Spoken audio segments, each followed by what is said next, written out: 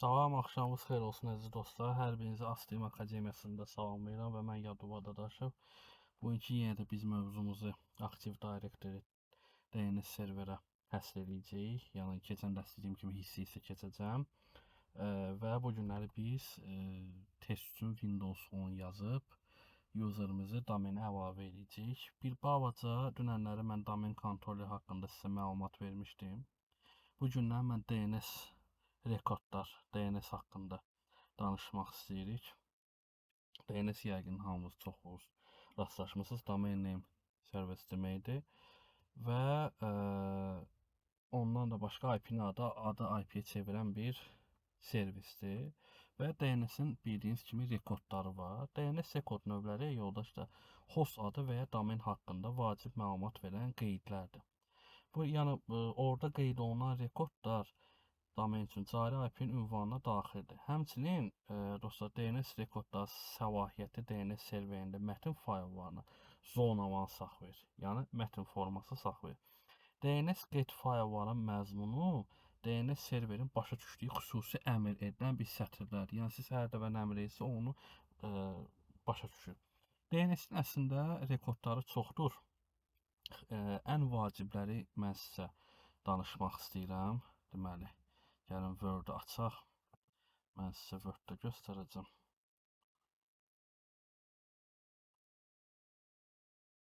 Deməli, birinci bizim rekord yazıram burada. DNS rekord var. Birinci bizim rekordumuz A rekordudur. A rekordu nə üçündür və nədə istifadə olunur? A rekordu DNS-in ən vacib rekordlarından növüdür. A rekordu, yəni A adres deməkdir və ünvan deməkdir. Yəni bu rekord müəyyən bir host adı və ya domain üçün IP ünvanını göstərir. Məsəl üçün, gəlin burada sizin üçün bir nümunə göstərəcəm. Məsəl üçün adını yazıram admin, bu onun adıdır. Type-da, yəni növündə olacaq A rekordu. Mənası da olacaq məsəl üçün də 215.198.69.119. Yəni bu A rekordu görürsünüz admin tip rekord növü adı və IP-si. Yəni ki, ünvanı deməkdir. Daha sonra ikinci bizim rekordumuz 4 dənə AA. A rekordu nə üçündür? A rekord bir rekord kimi domain üçün IP ünvanını göstərir. Bununla belə DNS rekord növü IPv6-ya, unutmayın, IPv4 A-ya aiddir, IPv6 A-ya aiddir. IPv6 ünvanlarını işarə etməsi baxımından fərqlidir. Yəni IPv6 bilirsiniz də uzunluq çox olduğu üçün bir rekord kimi, yəni belə deyək, IPv4 üzərində təkmilləşdirilib. Nəticədə IPv6 unikal IP ünvanlarının tükənməsi problemini həll edir. Yəni məsəl üçün mən sizə bir dənə nümunə yazacağam. Məsəl üçün adı bizdə IPv4 necə olur? Məsəl üçün 10.20.30.1. Aha. Bu bizdə 32 bit gedir. Amma IPv6-da uzunluq bir balaca fərqlidir. Məsəl üçün yazaq belə 2001 2 nöqtə. Orada rəqəm də var, hərf də var. Deyim ki, biləsiniz. C8 məsəl üçün Y004 001 məsəl üçün 000 bir dənə də daha təkrar 000 000 və F məsəl üçün olsun D yox, belə eləməyək 00A. Yəni hər biri 16 bit. 16 cəmi eləyir 128 bit. A rekorddan istifadə belə deyək, DNS həlli üçün A rekord istifadəsi böyük potensiala malikdir. Çünki bildiyiniz kimi IPv6-dan istifadə edir. Burada IPv6-ya nisbətən təkmillidir. A rekord domain adını IPv6 protokol ünvanı həll etmək üçün istifadə olunur. Yəni A-da bizdə adi IP-dirsə, A-da IPv6-dır. Daha sonra keçirəm Sname rekorduna. Sname nə üçün? Çoxları rastlaşıb bu ilə. Sname, yəni belə deyək də, doğru deyək də, kanonik ad deyirlər ona. Domain adını, yəni ləqəbi başqa bir domenə yönəldən DNS qeydidir. Sineyim qeydində ləqəb IP ünvanı göstərilmir və ləqəbin işarə etdiyi domen adı kanonik addır. Məsəl üçün, belə bir nümunə yazaq. adı.astream.az. O subdomeni istifadə edərək o belə yazır. AD-ni yazmır, astream.az kimi qeyd edir. Ya subdomində. Və ondan da əlavə imенно astream.az-da o A rekordunu da istifadə edir. Çünki mənim əgər saytım varsa, əlbəttə ki, onun hostu və ünvanı olmalıdır. Orada təbii ki, A rekordu istifadə. Məsəl üçün, mənim saytımın IP-si ola bilər, DNS-ə çevirəndə də, nə bilim, 170.20.35, nə bilim, 1. Yəni, cürbəcür ola bilər. Və Sineymin rekord istifadəsini mən bir balaca məlumat vermək istəyirəm. Sineyim rekord istifadəsi praktiki nümunə eyni serverdə müxtəlif məqsədlər üçün çoxlu subdomenlərin işlədilməsidir. Məsəl üçün, çoxlarınız yəqin bilirsiniz ki, FTP protokolu nədir? File Transfer Protocol. Məsəl üçün, yazaq ki, ftp.astream.az.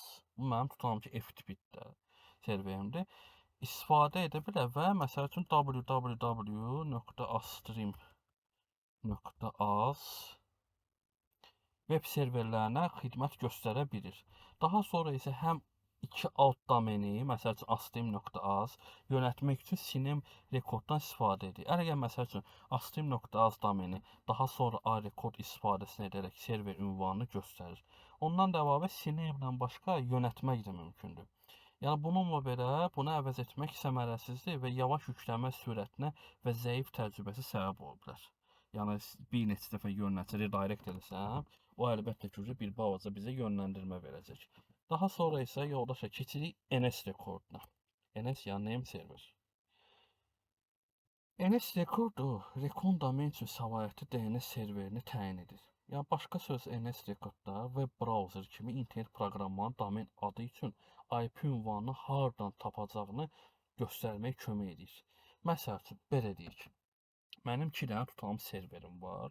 Astream.local və Astream.local1 Astream1.local üzr istəyirəm. Tam ki, mənim 2 dənə serverim var.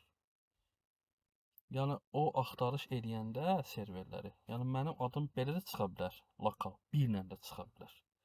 Çünki NS-in rekord istifadəsi, əgər siz web hosting istifadə edirsə, xidməti satın almısınızsa və ya sadə web sayt yaratmışsa, məsəl üçün, nə bilim, mahnı saytı, kino saytı və yaxud da, nə bilim, bir maraqlı məqalələr saytı açmışsa, sizin NS serverinin təsərrüfatları olan bir e-mail poçt, təbii ki, bizim e-mailimiz də olmalıdır. Yəni, bu serverlər sadə dillə desə, WordD-dir, bizim IT dildə. Domen adınızı saytımızın yerləşdiyi faktiki serverə bağlayır. Faktiki bağlı. Həm də ondan başqa ad serverində A rekord və MX rekord kimi domen üçün digər DNS qeydlərimiz var. Daha sonra keçirəm vacib bizim bir serverimiz var, DNS rekordumuz adı MX-dir. Yəni böyünə yazım mən onu sizin üçün. MX. MX-i ən çox yoldaşlar e-maildə istifadə, e-poçt, xüsusi e-mail serverini ötürmək üçün mümkündür. Məsəl üçün, tam ki, mənim serverdə web postum var. Qurmaq və bütün çətinlikləri e-post providerına mən həvalə edə bilərəm. Bir var özüm konfig edirəm, bir də var provider edir.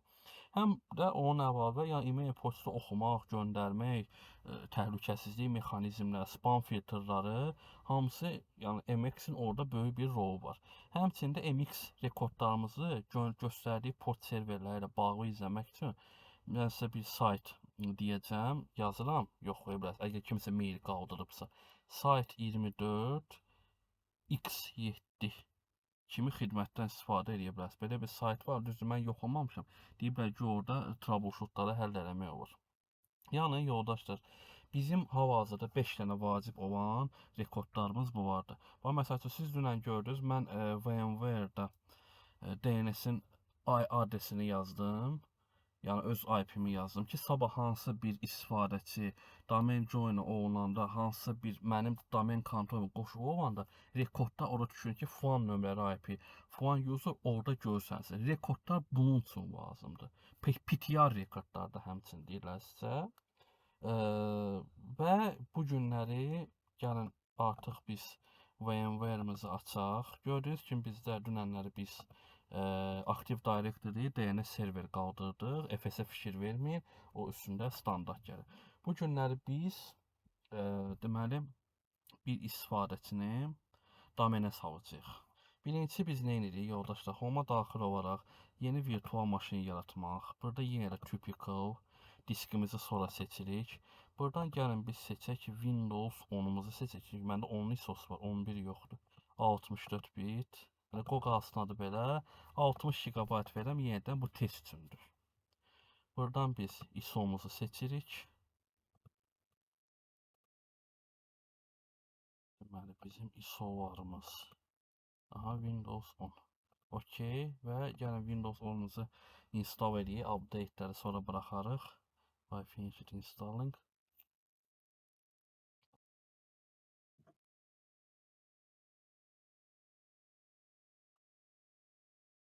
Arada bir bəzən belə olur. Onsa biz nə edirik? Restart veririk buradan. Yenidən bizim əməliyyat sistemimizi görsün və görür. Və bu yüklənəcən dostlar, mən bir balaca sizə Active Directory haqqında danışmaq istəyirəm. Yəni bazı və praktiki olaraq qoy yazılsın özü üçün burada. Yəni installa vuraq. İnstalda orada faiz dərəcələri gedə-gedə mən Active Directory barəsində bir balaca danışım. Seçək bunları. Yəni Pro versiyasında yadınızda saxlayın yoldaşlar. Əgər siz hansı bir şirkətdə işləyirsinizsə, istifadəçilərinizi domenə salacaqsa, mütləq şəkildə Pro versiyasını seçin. Çünki Pro yeganə versiyadır ki, onu domenə salmaq asandır. Digərlərini salmaq bir balaca çətin məsələdir və demək olar ki, heç mümkün deyil. Çünki o featureslar onun tərkibində yoxdur. Onu ancaq ev şəraitində, adi bir şəraitdə istifadə edə bilərsiniz. Deməli, biz bunu format elədik və next-i basaraq. Aha, bu gələnəcəm. Gəlin, mən Active Directory-ni açım. Qısa yolunu dünən demişdim sizə. dsa.mcg. Üz üstün böyünə yazmışam.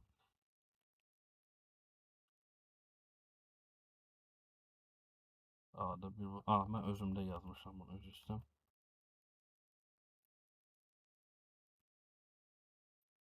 Baxın, Active Directory belə görsənir. Bəli, querylər və bizim domenimiz astim.local default olaraq gördüyünüz kimi burada computers, domain kontrollerlərimiz. Mən bunun adını dəyişmədim, bunu dəyişəcəm. Və burada user stamımız bizim var, amma gördüyünüz kimi bu Active Directory mənə verdiyi standart qrup vardı, security qrup vardı. Security qrup deyəndə, yəni security qrupu əgər biz yaradırıqsa, onun içində biz silə bilmirik. Çünki məsəl üçün mən yeni başlayan bir sysadminəm, qrup yaratmışam, bilmədim sildim. Bütün userlar getdi. Əlbəttə onu bərpa etmək biraz çətin məsələ. Ona görə security deyəndə qrupu yaratdıqdan sonra siz onu artıq silə bilməyəcəksiniz. Və gəlin Active Directory haqqında bir balaca danışım. Kompüter serverlər ayrıca işləyə bilər və ayrıca idarə oluna bilər. Bunu hamınız bilirsiniz. Active Directory bildiyiniz bir kataloqdur, bir konteynerdir. Çünki Active Directory içində siz userları, qrupları təmizləyə bilib yarada bilirsiniz, yetki verirsiniz.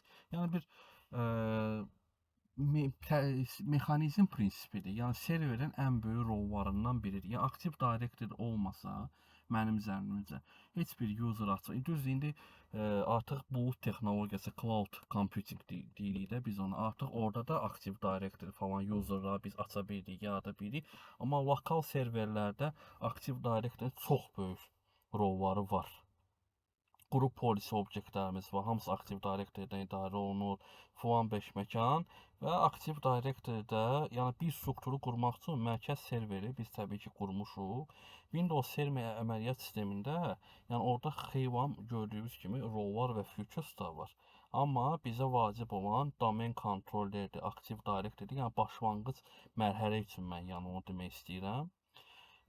Həmçinin də ondan əlavə biz burada, yəni hansısa şöbələrində qrupunu yarada bildik və ayrıca var yetkilər verə bilir. Yəni mən bir dənə 10 dənə user açdım, hamısına eyni yetki verdim. Xeyr, elə bir şey olmur.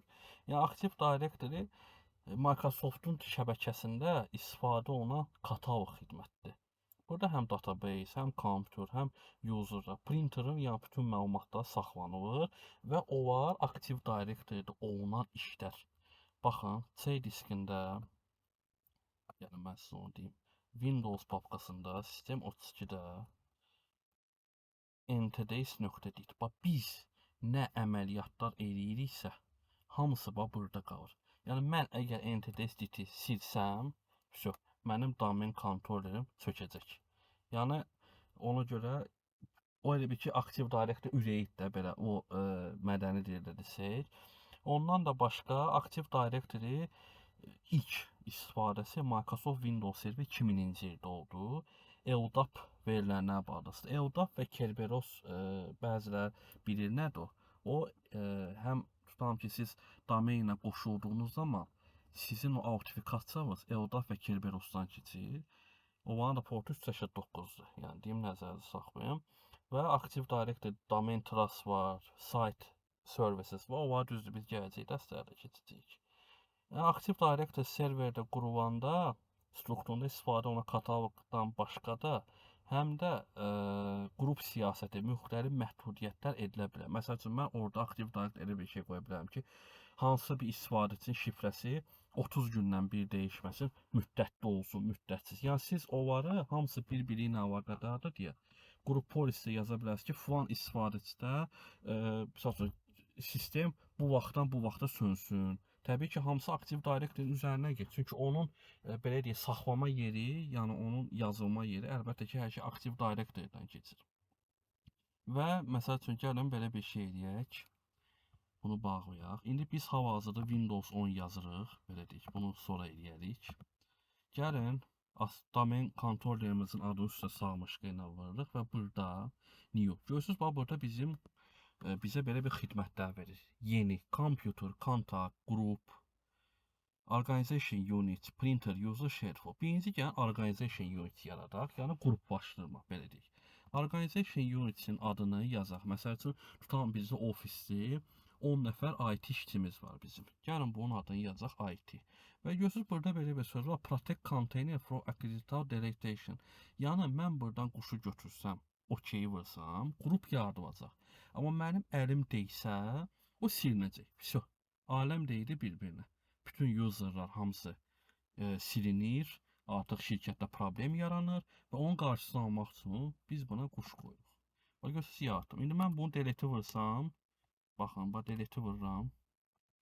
Məni qoymur silməyə. Görürsünüz? You don't have successful privileges to delete IT or this object is protected from accidental deletion. Yəni, bu artıq qorunur. İndi məsəl üçün, biz tutalım ki, bizim belə deyək də, şirkətimizin vakansiyası var ki, bizə 10 nəfər IT işçisi lazımdır. Artıq birini tapmışıq. İndi mən bir sysadmin olaraq mənə əmr verilir ki, zəhmət olmasa bu istifadəçiyə user açmaq lazımdır. Mən də nə edirəm? Həmin bu organization unit'ə papkanın üstünə vururam. New. İşçinin user açım. User bölməsinə girərək. Bizə belə bir anket açılır. First name, yəni adı. Gəlin, məsəl üçün, belə yazaq da adını. Məsəl üçün, Azər, initalda last name, soyadı Səfərov. Və görürsünüz, mənim burada bir dənə domenim var. Amma mənim burada bir çox domenim var. Belə yenidim. İnfrastrukturdan çox şey yazılır. User logon name, yəni istifadəçinin giriş adı. Mən ona standart olaraq belə yazarım. Azər.Səfərov. Artıq görürsünüz, burada domen adı / Azər Səfərov. Next-i vuraraq. Burada bizə 4 dənə variant verir. Biz təbii ki, birincisi şifrə yaratmalıyıq və Active Directory-də belə bir funksiya var ki, məsəl üçün 30 gündən bir əgər sizin şifrənin vaxtı qurtarırsa, ya siz IT müraciət edərək Active Directory-də şifrəni sıfırlaya bilərsiniz və yaxud da belə bir funksiya var, user must change password at next logon. Yəni istifadəçi 30 gün tamam oldusa, artıq o kompüterə giriş edəndə Windows ona belə bir bildiriş verir ki, sənin şifrənin vaxtı qurtarıb. Və orada artıq o yeni şifrəsini yazaraq birinci köhnə, təzə və kompüterə loqon edə bilər.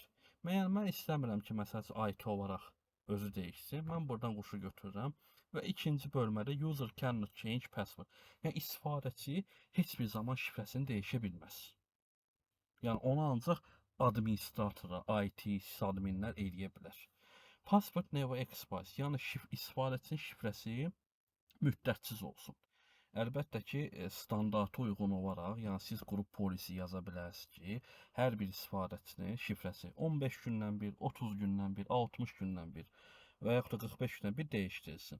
Password never expire, account is disabled. Yəni həmin istifadəçinin mən account'u disable deyirəm ki, yəni artıq o heç bir şirkətin resurslarından kompüterə giriş eləyə bilməsin. Şifrə olaraq təhlükəsizlik cəhətdən sysadminlərin çoxusu rəqəmdən başqa da simvol tələb edir. Nida, nöqtə icazə verilmir, o heç təbii halda. Məsəl üçün, gəl bu adamın parolunu belə yazaq. 1, 2, 3, 4, 5, 6, məsəl üçün, böyük A balacası, bir dənə ət işarəsi. Mən bunu kopyalayıram bura və təbii ki, mən buradan user cannot change password-da next edərək, finish-i vuraraq artıq bizim user'ımız hazırdır. Və gördüyünüz kimi artıq Organization Unity-də IT bölməsinə Azər Səfərova istifadəçi adı düşdü. Daha sonra Windows 10-umuza qayıdaraq dil seçiminizi edirik. Ondan başqa biz burada yenə next edərək adi bizim Windows'umuz kimi bu gedənəcən. İndi belə deyək. Biz həmən IT-yə əlbəttə ki, şirkətin resurslarından istifadə etmək üçün biz onlara yetkilər verməliyik. Yəni admin səviyyəsində, nə bilim, security səviyyəsində. Gəlin belə bir şey edək. Yenə də Aslim vakanın üstünə vuraraq, burada new, burada qrup seçirik. Qrupun adını nə yazaq? Gəlin yazaq admins. Gəl belə yazaq. IT admins. Görürsünüz, burada var domain lokal, yəni lokal səviyyəsində olan yetkilərdən istifadə edir. Global və universal. Universal əslində bir çox yetkilər yoxdur deyə, həmçinin də universalda digər şirkətlər əgər bizim domenimizə qoşulsa o zaman verilir. Mən global verirəm, security təhlükəsizlik cəhətdən verməyiniz daha məsləhətdir. OK basaraq bizim qrupumuz burada yarandı. Görürsünüz, IT admins buradadır. Mən həmən istifadəçini ora salmaq üçün Azər Səfərovun üstünə vuraraq, görürsünüz, burada biz həmçində onun məlumatlarını da yaza bilərik. Məsəl üçün, Office yazıram, Microsoft yazıram. Telefon nömrəsi yəni, məsələn, plus 994, nə bilim, 55, 0000 da qeyd edə biləm.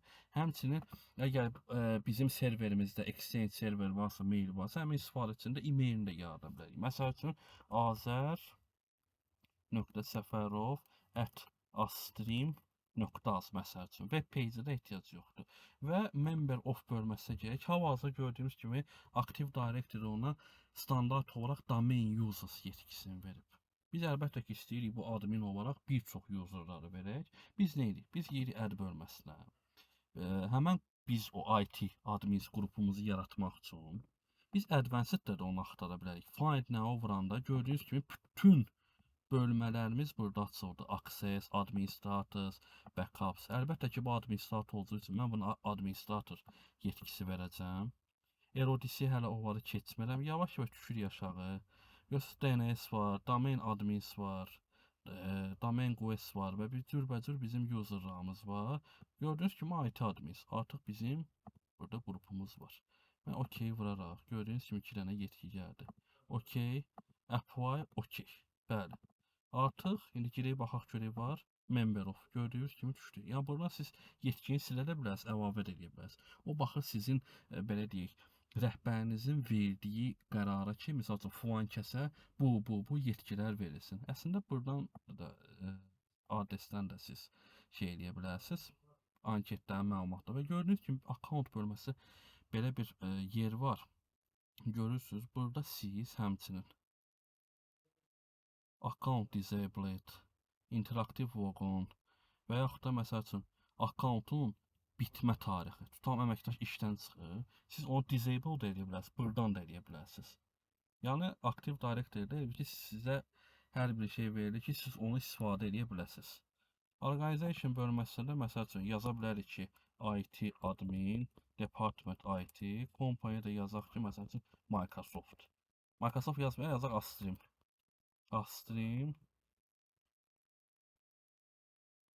Astream Academy. ISO. Daha sonra isə generala girib, burada Microsoft'a gəlin Astream eləyək. Astream Academy. Bəli, apply OK edələk. OK vuraraq. Gəlin biz user'ımızı ad qoyaraq. User yazaq, elə bir password yazaq. Qoy açılsın, tamam. Bari not now edirik.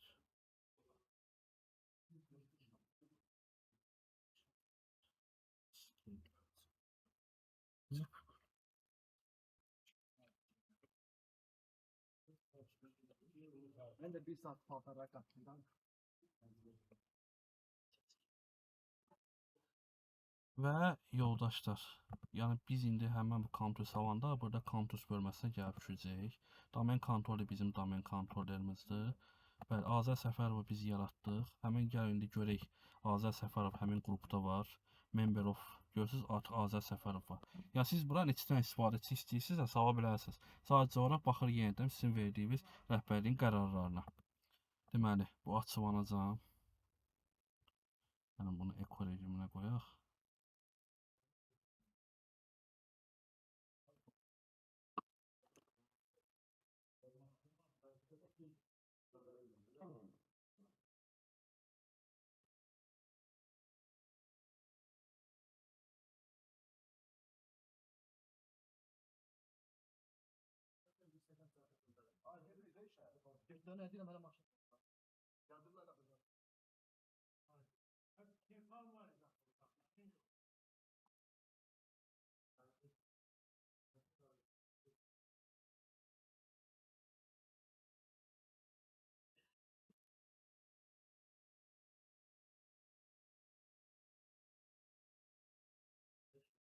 Artıq bizim Windows'un əməliyyat sistemi açıldı. Gəlin buna bir IP aralığı verək ki, bu həmən bu serveri görsün. Görək bizim Windows 10'umuz nə IP-si alıb. CMD IP config 100 200 230. Bizim serverimizin və DNS-imizin IP-si isə 128. İndi gəlin belə bir şey edirik. Biz ncpa.cpa yazaraq İndi görün bir dənə belə statik IP yazmasam, görün bizim serverə ping gedəcək. Ping 192.168.202.128. Aha, gördüyünüz kimi görür. Amma bu o demək deyil ki, mən bunu rahatçılıqla domenə salacağam. İndi mən sizə fərqi göstərəcəm ki, nədir? Yəni birincisi VMware Tools'u yazaq bura, ekranımız biraz geniş olsun.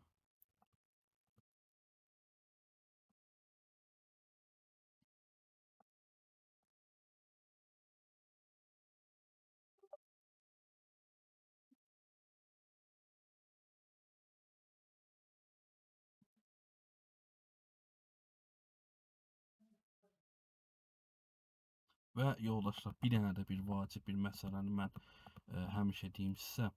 Kompüter domenə salmamışdan qabaq mütləq şəkildə lokal administratoru aktiv edin. Çünki domenə salanda siz hansı proqramı yazanda server təhlükəsizliklər sizlərdə və administratorun parolunu istəyəcək. Onu da giririk burada management yazırıq, kompüter management. Burada bizdə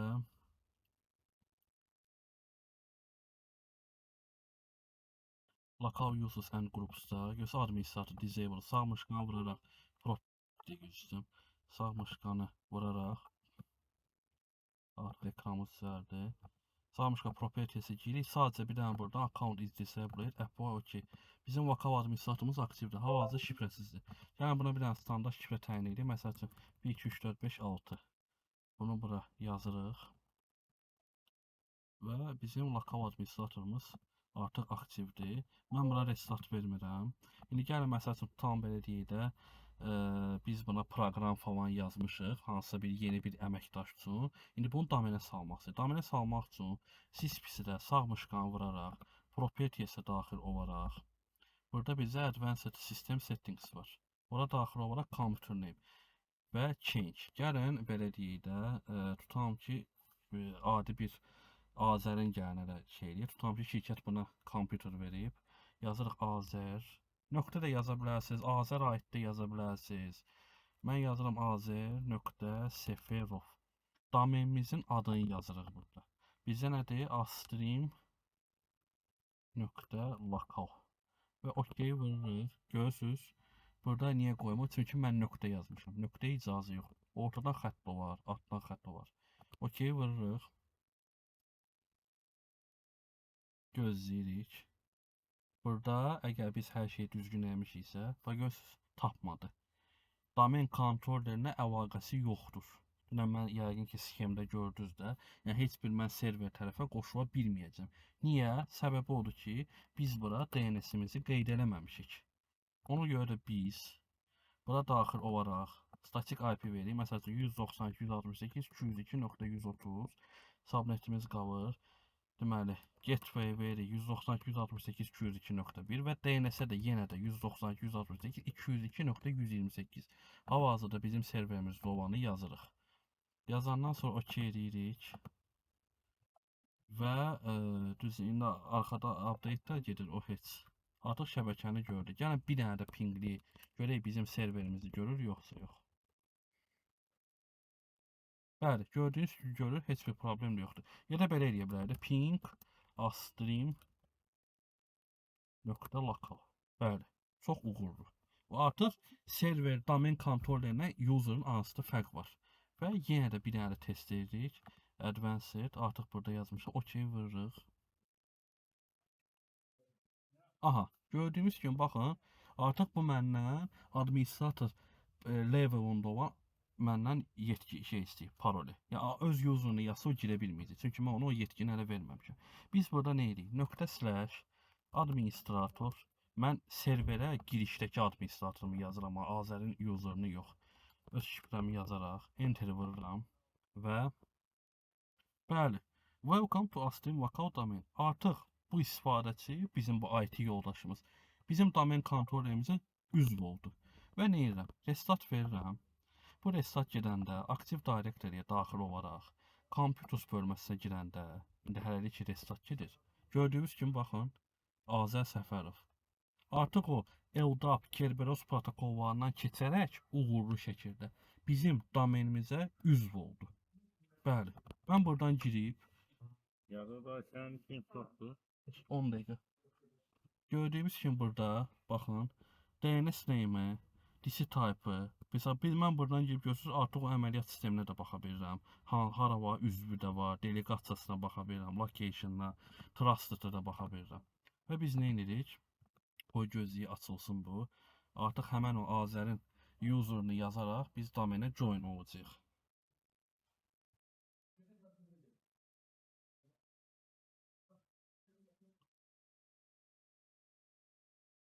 Və həmçində yoldaşlar, siz məsəl üçün mən bunu burada açmışam, IT adminsdə.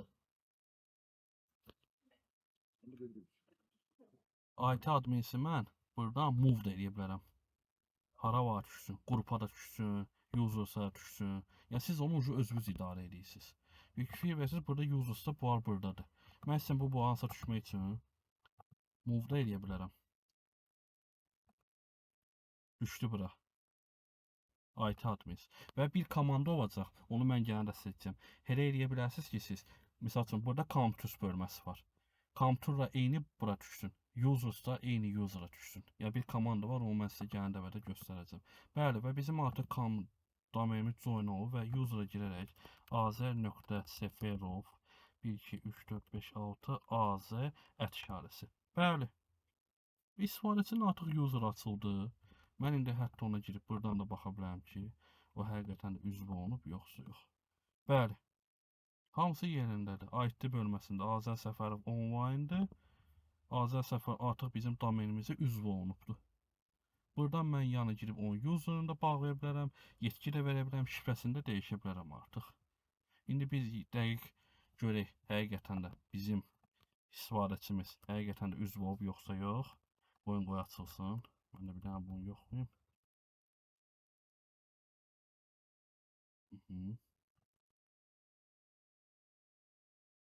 Bəli, yoxlamaq üçün ki, kompüter həqiqətən domendədir yoxsa yox, siz pisinizə sağmış qıvıraraq baxın, Azər Səfərov @stream.vk. Artıq hər şey hazırdır. Və domenə üzv olunandan sonra görürsüz, təhlükəsizlik cəhətdən hara girsəz, hansı proqram yazsaz, sizdən şifrə parol istəyəcək. Şifrə üçün də biz bu ay nə edirik? Administrator seçdik. Şifrə 1, 2, 3, 4, 5, 6 təyin edərək biz artıq öz işlərimizi görə bilirik. Əgər biz vokal administrator aktiv eləməsək, biz heç şey eləyə bilməyəcəyik. Artıq domenə salandan sonra siz DHCP-yə də qoya bilərsiniz, əgər DHCP server qalxıbsa. İndi bir dənə də yenə də pingləyək, ping@stream.vk. Bəli, Stream vokalı artıq rahatçılıqla görə bilir. Bugünlük bu qədər dostlar. İnşallah gələn dərsimizdə görüşmək ümidi. Gələn dəfə artıq biz DHCP server quracağıq, skoplar barəsində danışacağıq. Neçə dənə IP adresi biz range verə bilirik, exclude edə bilirik. O barəsində danışacağıq. Sağ olun, gələn görüşlərdik.